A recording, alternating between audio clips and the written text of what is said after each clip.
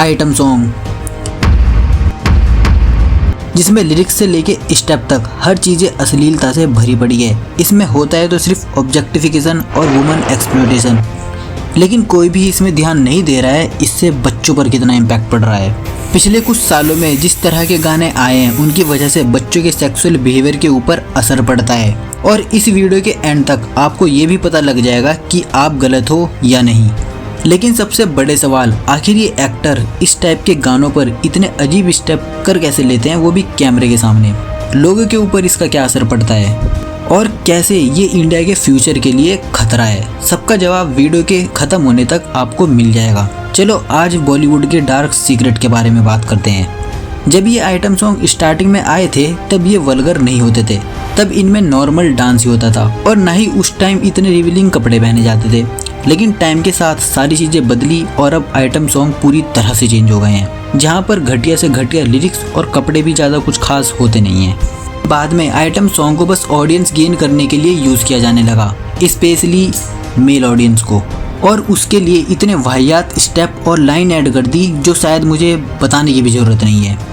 मुन्नी बदनाम, लैला में लैला, पल्लू के नीचे, आज की रात, पता नहीं क्या क्या। इन सब गानों के ना ही कोई डीप मीनिंग है और ना ही कोई स्टोरी लाइन, बस ऑब्जेक्टिफिकेशन ही भरा पड़ा है, और हम लोग भी इसे नॉर्मलाइज करे जा रहे हैं। सबको पता है कि इन गानों में यूज़ होने वाले लिरिक्स का मतलब क्या है।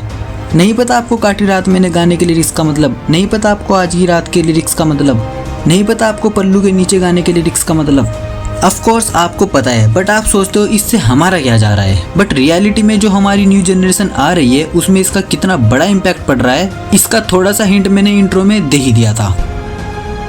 अभी तुमने ये वायरल डांस वीडियो तो देखा ही होगा। ये डांस स्कूल में हो रहा है, जिसे इंडिया में विद्या मंदिर तक बोला जाता है। इनफैक्ट IIT जैसे कॉलेज में भी इस टाइप के डांस हो रहे हैं।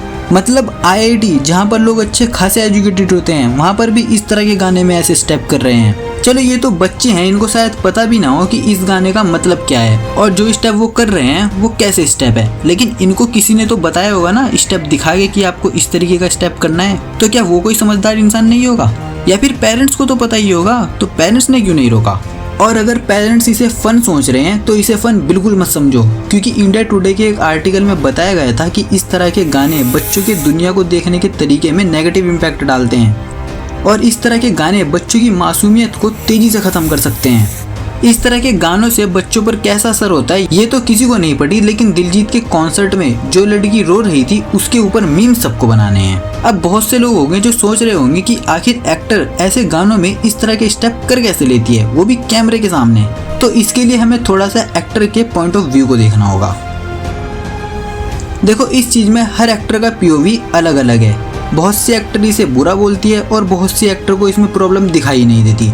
जैसे करीना कपूर से जब फेविकॉल से गाने के बारे में पूछा गया तो उन्होंने बोला कि उन्हें कोई भी ऑब्जेक्टिफिकेशन दिखाई नहीं। And I don't think a woman is objectified. I think that कुछ ऐसा ही कहना है कैटरीना कैफ का भी। I can tell you I never felt objectified in Chikni Chameli.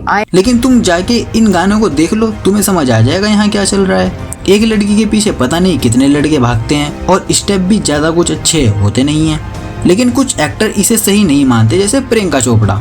अब जरा जिनको ये लगता है कि इसमें कोई ऑब्जेक्टिफिकेशन नहीं है तो ये बताओ इन गानों का मतलब क्या है।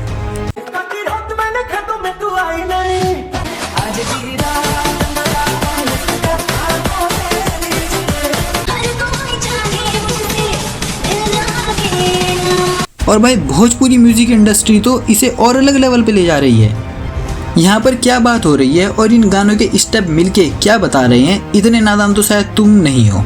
अगर तुम देखो तो इस तरह के गानों को सिर्फ मेल ऑडियंस को ग्रैब करने के लिए ही बनाया जाता है, क्या कि गाने या फिल्म हिट हो सके, और इन्हीं सब की वजह से पता नहीं कितने टॉक्सिक मेल बन रहे होंगे।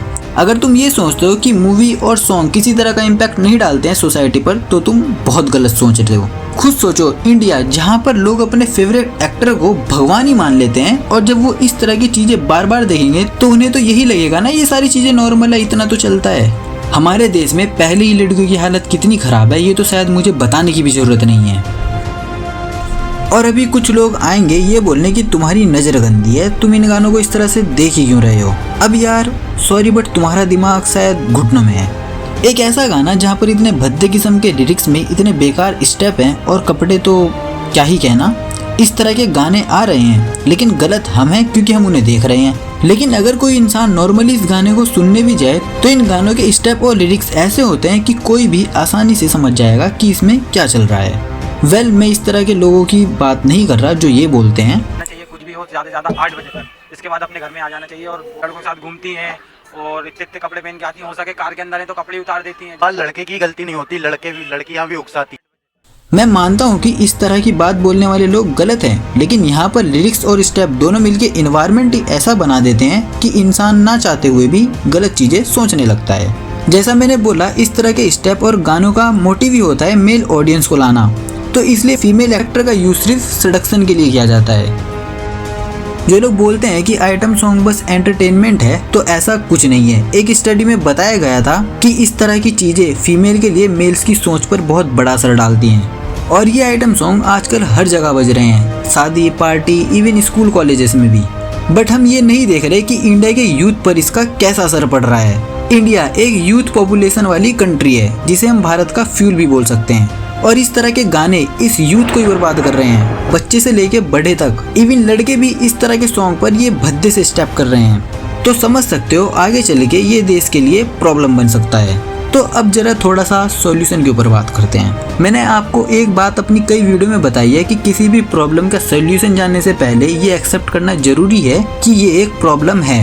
वैसे शायद ये वीडियो ज़्यादा लोगों तक ना पहुँचे, लेकिन जितनों तक भी पहुँचे एक्सेप्ट कर ले कि ये सॉन्ग सिर्फ एंटरटेनमेंट नहीं है। बच्चों से लेके बड़ों तक हर किसी में काफ़ी बड़ा इम्पैक्ट पड़ रहा है। सबसे पहले तो जिस तरह से सेंसर बोर्ड हर फिल्म को देखता है उसके बाद ही पब्लिक को देखने दिया जाता है, उसी तरह गानों को भी पहले रिव्यू किया जाना चाहिए। और पब्लिक को भी इस प्रॉब्लम को समझना होगा, क्योंकि हर चीज़ तभी बनाई जाती है जब पब्लिक देखना पसंद करे।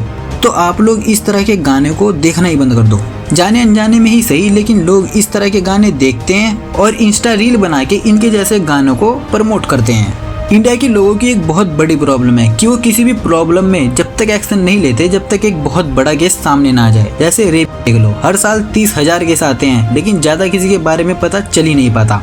और कोई बड़ा केस हो जाए, जैसे अभी कोलकाता डॉक्टर केस में हुआ, तब सारे कैंडल पकड़ के सड़क पर पहुंच जाते हैं। सबको पता है कि ये एक प्रॉब्लम है, लेकिन कोई जब तक नहीं बोलेगा जब तक एक बहुत बड़ा केस सामने ना जाए।